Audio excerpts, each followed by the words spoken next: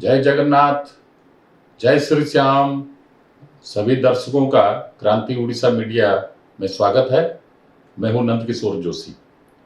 आज हम लोग चर्चा करने जा रहे हैं बेंगलुरु में आयोजित विपक्षी 26 पार्टियों के महागठबंधन की बैठक की।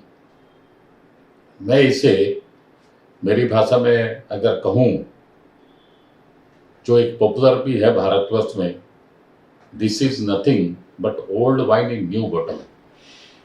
मतलब पुरानी शराब नए पैक में, नई बोतल में। एक और मुझे याद है, आज से करीब 40-50 साल पहले एक पॉपुलर ब्रांड, माने वॉशिंग का, कपड़ों का धोने का एक पॉपुलर ब्रांड हुआ करता था, जिससे कपड़े में सफेदी चमकदार होती थी। उसका नाम था टिनोपाल। करीब 40-50 साल के नीचे उस ब्रांड को टिनोपाल वाले ने, शायद कोई फॉरेन ब्रांड के साथ टाई अप खत्म हो गया होगा यहाँ लोकल ब्रांड के साथ, तो उसने फिर टिनोपाल की जगह रानीपाल नाम दिया था। तो उसका एक पॉपुलर स्लोगन है, मुझे याद है, हिंदी में भी और उड़िया में भी। टिनोपाल की जगह रानीपाल जो नाम हुआ, उसी के ऊपर पॉपुलर स्लोगन मुझे अचानक याद आ गया। वो ये है, वही चीज वही काम लेकिन अब नया नाम। टिनोपाल की जगह रानीपाल जो हो गया, उसी के ऊपर वो 2 लाइन का स्लोगन है। उड़िया में मैं अभी इसको बोलता हूं, सही जिनिस हो सही काम हो एबे किंतु नुआ नाम हो।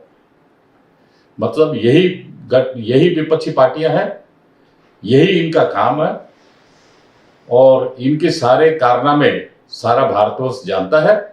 लेकिन अब ये नए पैक में तैयार होकर अब बेंगलोर से विदा होंगे आज के दिन। अभी आधा घंटा पहले ही इनकी प्रेस कॉन्फ्रेंस खत्म हुई है बेंगलोर में। 26 पार्टियों का ये महागठबंधन वहां बेंगलोर में आयोजित मीटिंग में शामिल हुआ था। ये 26 पार्टियों में एक्चुअली क्या है कि जो पिछले महीने की 23 तारीख को पटना में जो आयोजित मीटिंग हुई थी, उसमें पटना में आयोजित मीटिंग में 15 पार्टी थी। ये 23 जून से लेकर 17-18 जुलाई के बीच में, ये 20-25 दिन के अंदर में ये अचानक 15 पार्टी से ये 26 पार्टी कैसे हो गई, 11 पार्टी बढ़ गई कैसे? अब मैं इसके बारे में भी आपको बताता हूं कि तमिलनाडु और केरल 2 स्टेट ऐसे हैं हमारे दक्षिण भारत में, जहां पर 2 बड़े बड़े अलायंस पिछले 50 साल से कार्यरत हैं, पॉलिटिकल पार्टी अलायंस। जैसे तमिलनाडु में है एक अन्ना डीएमके और उसके सामने है एक डीएमके। मतलब करीब 35-40 साल से लगातार तमिलनाडु में यह देखा जा रहा है कि कभी डीएमके पार्टी अलायंस जीतती है तो 5 साल के लिए, तो दूसरी 5 साल के लिए अन्ना डीएमके अलायंस आ जाती है, फिर कभी डीएमके आती है, फिर कभी अन्ना डीएमके आ जाती है। तो दोनों के ही अलायंस में छोटी पार्टियों की भरमार है। डीएमके अलायंस में भी कम से कम 7-8 पार्टी होंगी, वैसे अन्ना डीएमके पार्टी के अलायंस में भी 7-8 पार्टी हैं। तो वहां तो 14-15 पार्टी तो ऐसे ही होगी तमिलनाडु वाली। फिर केरल में हम आते हैं। केरल में क्या है, वहां एक होता है left democratic front, CPM led left democratic front, और उसके सामने है Congress led progressive democratic front. ये दोनों के साथ भी वैसे ही 6-7 पार्टियां हैं, जो कभी सीपीएम वाली एलडीएफ पार्टी पावर में आती है, तो कभी UDF, United democratic front, sorry, Congress वाली फ्रंट का नाम है यूनाइटेड डेमोक्रेटिक फ्रंट, तो कभी यूडीएफ पावर में आती है, कभी एनडीएफ, ये अपने एलडीएफ पावर में आती है। लेकिन पिछले बार के चुनाव में ये राहुल गांधी वहां जाने के पश्चात, वायनाड में जो खड़े हुए जीते, उनके जाने के पश्चात ये व्यतिक्रम हुआ, एक्सेप्शन हो गया। जो पहले 5 साल सीपीएम लेड अलायंस आता था और दूसरे 5 साल कांग्रेस लेड अलायंस आता था, वहां ये जाने के बाद, इनके चरण पड़ने के बाद, इनकी पार्टी एलडीएफ के बाद दोबारा यूडीएफ पावर में नहीं आई। अर्थात 2 बार लगातार केरल में सीपीएम लेड अलायंस ही पावर में आई, ये श्रीमान राहुल गांधी के जाने के पश्चात। जबकि इनके जाने के बाद में तो पार्टी का विकास होना चाहिए, पार्टी पावर में आना चाहिए, स्वाभाविक तौर पर भी पावर में आना चाहिए। 5 साल के बाद सीपीएम के बाद कांग्रेस लेड अलायंस आना चाहिए, लेकिन वो आई नहीं। उल्टा फिर वापस सीपीएम लेड अलायंस, एलडीएफ वहां पर पावर में आ गई। इन दोनों के जो अलायंस पार्टनर्स हैं दोनों स्टेट में, केरल में और डीएमके में, यहाँ तमिलनाडु में, दोनों के पास जो अलायंस पार्टनर में कॉमन पार्टनर भी है दोनों स्टेट में, उसका नाम है इंडियन यूनियन मुस्लिम लीग, IUML। ये केरल में भी है और ये तमिलनाडु में भी है। तो ये इंडियन यूनियन मुस्लिम लीग कौन है? ये इंडियन यूनियन मुस्लिम लीग वही है जिसने भारत का बंटवारा कराया 1947 में, भारत को खंड खंड किया 1947 में। वही मुस्लिम लीग भारत के दक्षिण प्रांतों में कार्यरत हैं, केरल में और तमिलनाडु में।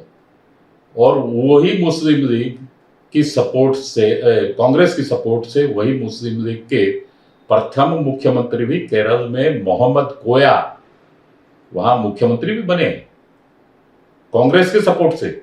जो कांग्रेस और मुस्लिम लीग ने दोनों ने बंटवारा किया भारत का, और कांग्रेस की रजामंदी से बंटवारा हुआ, और कांग्रेस भी बंटवारे में पूरी साझेदार है, वही पार्टी, कांग्रेस पार्टी, केरल में मुस्लिम लीग के साथ में अलायंस पार्टनर भी है, शासन में भी पार्टी पावर में रहती है, और उसी ने आजाद भारत में भी पहला मुस्लिम लीग का मुख्यमंत्री केरल को दिया मोहम्मद कोया के रूप में।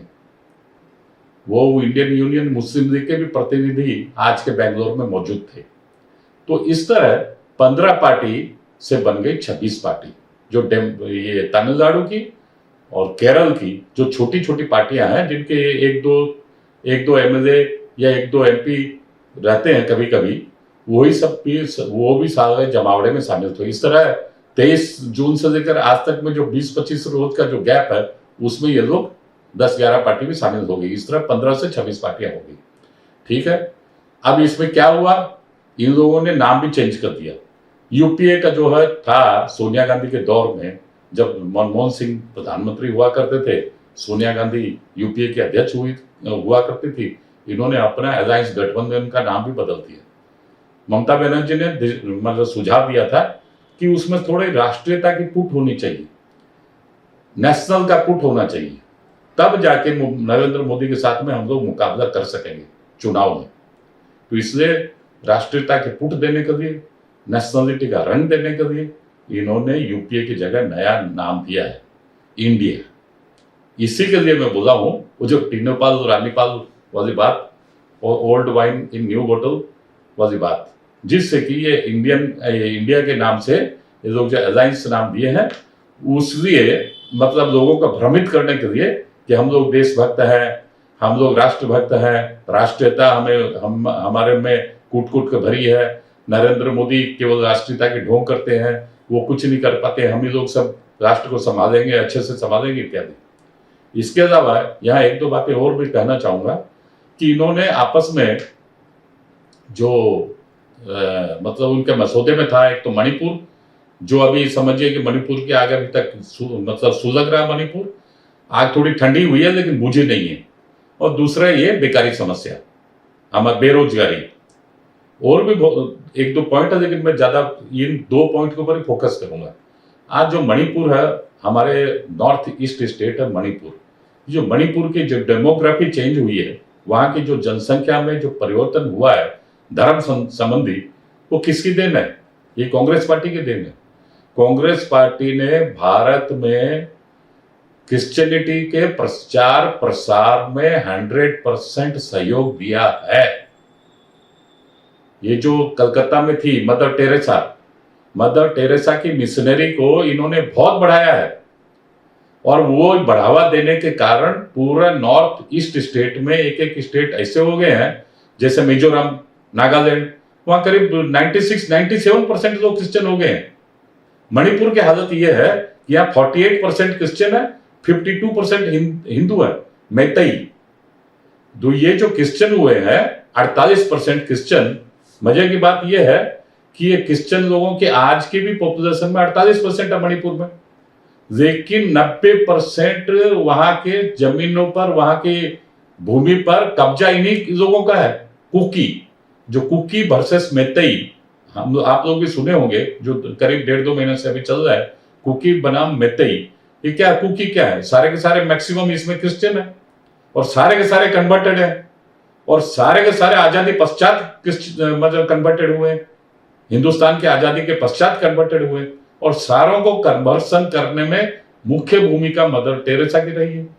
मदर टेरेसा की जो भूमिका रही है उसी को जो क्रिश्चियन मिशनरी, अच्छा उसी मदर से टेरेसा को ये लोग क्रिश्चियन मिशनरी वाले मिलके इनकी जो लॉबी है उनको नोबेल पीस प्राइज भी दिलाए हैं। मतलब इनकी लॉबी इतनी स्ट्रांग है, बहुत जबरदस्त अंडर करंट के हिसाब से भारत में काम कर रही है। और मतलब क्या है कि मैं अगर बोलूंगा तो वीडियो भी लंबा हो जाएगा, तो मैं आज उस विषय के ऊपर जाऊंगा नहीं ज्यादा। तो इन्हीं का देन है। अभी क्या नरेंद्र मोदी जब से 9 साल से प्रधानमंत्री हुए हैं, उसके पहले जो यूपीए का शासन था, मनमोहन सिंह सोनिया गांधी का जो शासन था, 10 साल में खुली छूट थी इन लोगों को क्रिश्चियनिटी स्प्रेड करने के लिए, कन्वर्सन करने के लिए। भोले वाले हिंदुओं को, आदिवासियों को बाजा फुसला कर, कुछ लालच देकर ये लोग क्रिश्चियन में कन्वर्ट कर देते हैं। उसी का और जब से नरेंद्र मोदी आए, विशेषकर अभी साल 2 साल से ये जो FCRA एक्ट है उसको नामी सा टाइट कर दिया है। वो पैसा इनके पास ज्यादा पहुंच नहीं पा रहा है ऑफिशियली, तब ये लोग हवाला के माध्यम से इनके पास क्रिश्चियन मिशनरियों के पास पैसा भी पहुंच रहा है, लेकिन जो ऑफिशियली पहुंचता था वेस्टर्न कंट्री से वो आज के दिन बंद है। तो इनका थोड़ा सा जो पहले जितने ये लोग जिस रफ्तार से ये लोग कन्वर्सन कर रहे थे भारत में, वो रफ्तार थोड़ी धीमी हुई है, बंद नहीं हुई है, थोड़ी सी धीमी हुई है। नरेंद्र मोदी अमित शाह के थोड़े टाइट करने से विदेशी फंड जो इनके पास आता था, अब ये डायरेक्ट आता नहीं है, वो हवाले के माध्यम से आता है। दूसरी बात ये जो मणिपुर की, अच्छा मणिपुर में जो कुकीज हैं ये लोग क्या करते हैं वहां पर, इनका तो 90% मतलब वहां पर कब्जा है जमीनों पर, पहाड़ों पर। 10% मैतेई जो हिंदू हैं जिनकी आबादी 52% है, वो 10% जमीन उनके पास है। जिनकी आबादी 48% है उनके पास 90% जमीन और पहाड़ है। करते क्या है ये लोग कुकीज, ये लोग बर्मा में जाके ट्रेनिंग लेते हैं और चाइना वाले इनको उपद्रवियों को, आतंकवादियों को चाइना हथियार देता है, ट्रेनिंग देता है। चाइना में भी, बर्मा के रास्ते से चाइना में भी जाके ट्रेनिंग देते हैं और बर्मा में भी ट्रेनिंग, म्यांमार में भी ट्रेनिंग देते हैं ये लोग। और वहां से फिर हथियार लेके, सोफिस्टिकेटेड हथियार लेके भारत में आके ये लोग गोलमाल करते हैं।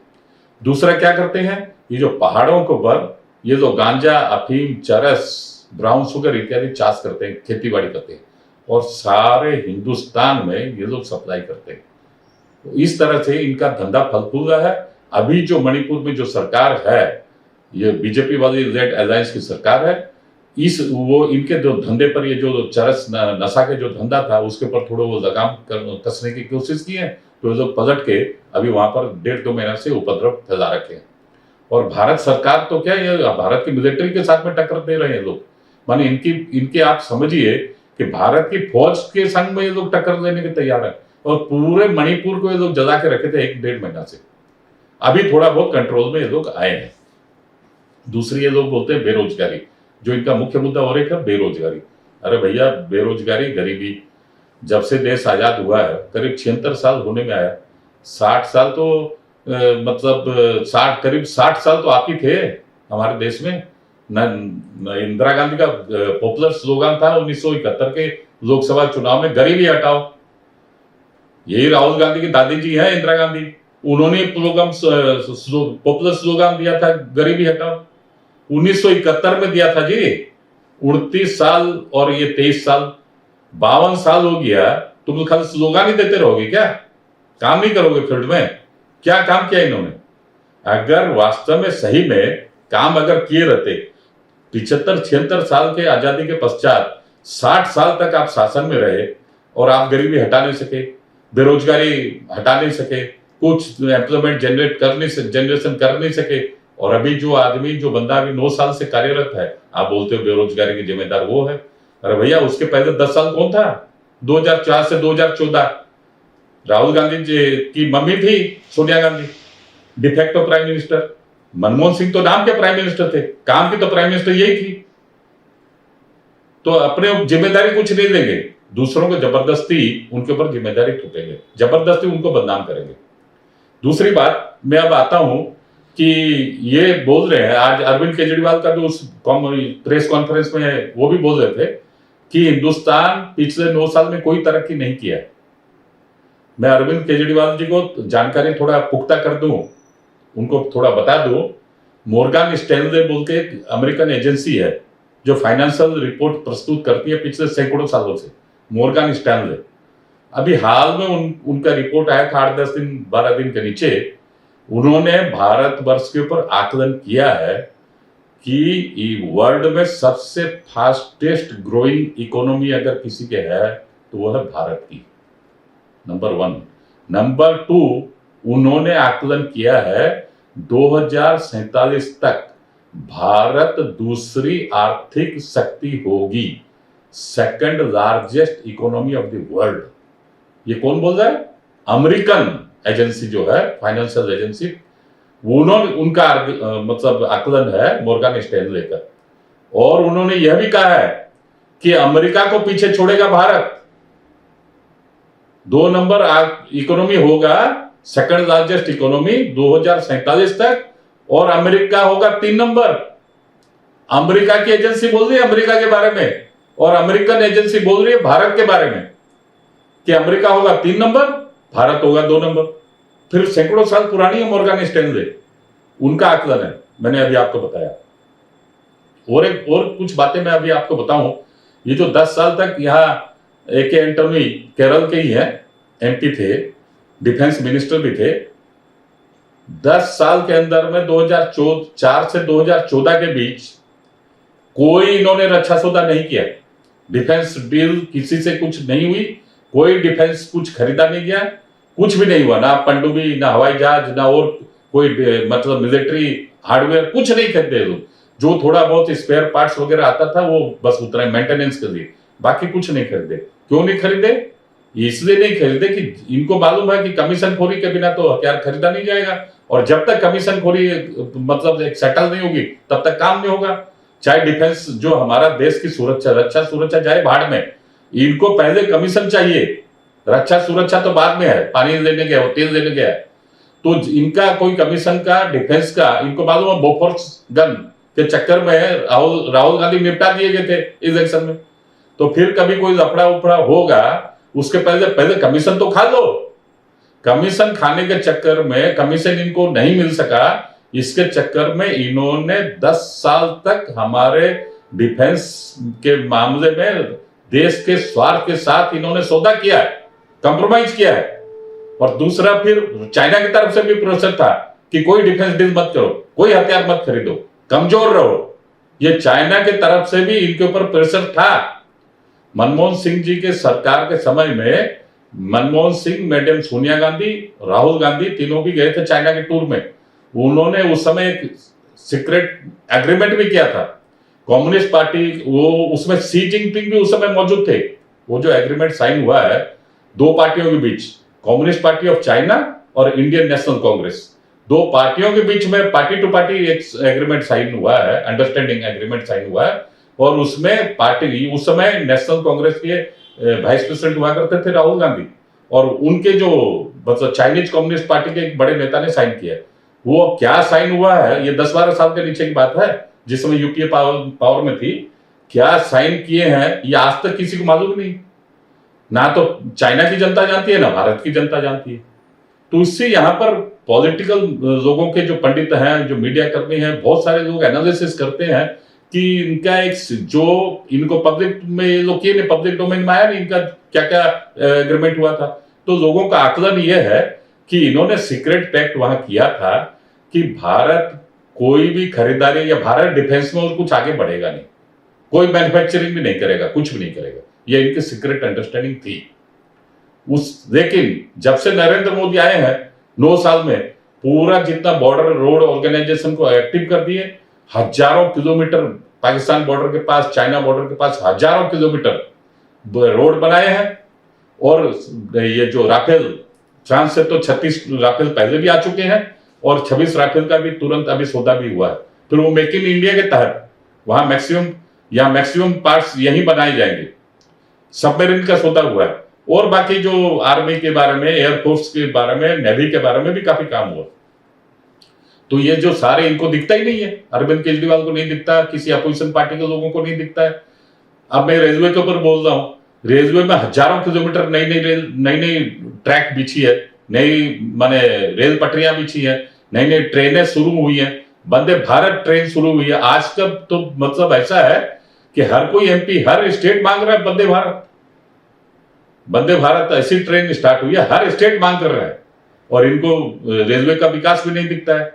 सड़क में तो जितना विकास हुआ है मैंने जब 10 साल पूरे यूपीए के कार्यकाल में 2004 से 2014 के बीच में इनका एवरेज निकाला जाए तो एक दिन में 2 किलोमीटर की सड़क बनती थी, और नरेंद्र मोदी के 9 साल के कार्यकाल में अगर एवरेज निकाला जाता है तो एक दिन में 22 किलोमीटर सड़क बन रही है। कहां 2 और कहां 22, 11 गुना इनको विकास दिखता ही नहीं है। वैसे ही फूड कृषि के मामले में, दूसरे इंडस्ट्रियल प्रोडक्शन के मामले में, हर मामले में हमारा देश काफी तरक्की कर रहा है, अर्थव्यवस्था भी काफी मजबूत है। अब देखिए, ये जब मनमोहन सिंह जब सरकार छोड़ के गए थे 2014 में, उस समय सारे विश्व में भारत की आर्थिक जो व्यवस्था थी वो 10वें नंबर पर भारत था। आज 9 साल में 10वें नंबर से नरेंद्र मोदी के शासनकाल में 5वें नंबर पर आ गया। अरविंद केजरीवाल को दिखता ही नहीं है भारत का विकास, अपोजिशन पार्टियों को दिखता ही नहीं है भारत का विकास। इस तरह से ये लोग नरेंद्र मोदी के मतलब नरेंद्र मोदी को रोकने की कोशिश का मतलब भारत के प्रगति को रोकने की कोशिश ये लोग कर रहे हैं। और चूंकि मतलब मैंने जो पहले भी कहा, एनडीए नेशनल डेमोक्रेटिक अलायंस के नाम पर, उसके विरुद्ध में ये लोग इंडिया, क्योंकि इंडिया वर्ड होने से उसमें इन लोगों को लगता है कि भारत के लोग आजकल ज्यादा जो हिंदुत्व के मतलब हिंदुत्ववादी हो गए हैं, भारत राष्ट्रवादी हो गए हैं, तो थोड़ा बहुत राष्ट्रीयता का पुट होना चाहिए, इसलिए इन लोगों ने मतलब इंडिया वर्ड दिया है। लेकिन आनी जानी कुछ नहीं है, होने जाना कुछ नहीं है। अब ये लोग पहले तो पटना में बैठे थे, आज बेंगलोर में इनकी बैठक समाप्त हुई है, अब अगली बैठक इनकी मुंबई में होगी। तो अभी तक तो ये लोग इसका अलायंस का जो कौन कन्वेनर होगा वो भी डिसाइड नहीं हुआ, कौन नेता होगा वो भी डिसाइड नहीं हुआ। ये लोग तो अभी तक 1 महीने के अंदर में तो अपना कन्वेनर, अपना नेता ही ये लोग नहीं चुनाव कर सके, तो 1 महीना में तो इनका नेता चयन नहीं हो सका। दूसरी तरफ आज एनडीए की भी बहुत बड़ी मीटिंग होने जा रही है, हो रही है, अभी जा रही नहीं, हो रही है। उसमें काफी नए नए अलायंस पार्टनर भी एनडीए में, नेशनल डेमोक्रेट जिसके नेता नेतृत्व करता है बीजेपी, नरेंद्र मोदी, उसमें काफी नए नए लोग भी जुड़े हैं। और उस अलायंस में 38 पार्टियों का जमावड़ा हो रहा है, और इस अलायंस में 26 पार्टी, उस अलायंस में जो एनडीए वाली पार्टी जिसमें बीजेपी शामिल है, बीजेपी की नेतृत्व में वो हो रहा है, उसमें 38 पार्टियां हैं। अब देखा जाए आगामी चुनाव में ऊंट किस करवट बैठता है, किस तरह भारत की राजनीति आगे बढ़ेगी, वो देखना शेष है। आज के अंक में इतना ही, अगले अंक में फिर मिलेंगे किसी नए विषय को लेकर। वंदे मातरम, जय हिंद।